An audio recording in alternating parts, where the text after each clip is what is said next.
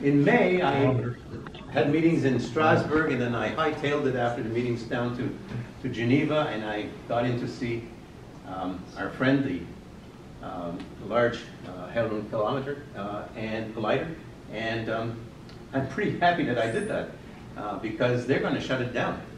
All of us at some point in time upgrade our computers, so we shut the computer down, do whatever it is, and then start it up again, and an hour later we're back in business.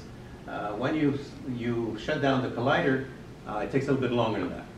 So it's going to be shut down until 2021, sometime in the spring, I think.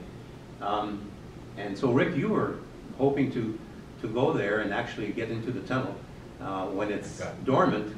I got 2 years. You might get a chance now because it's going to be dormant for a long time. Yeah. So that's another great scientific adventure. By the way, this is 28-kilometer tunnel, and what they really would like is another one that would be 100 kilometers. They have to get the money for it, but that's what the scientists there really would like.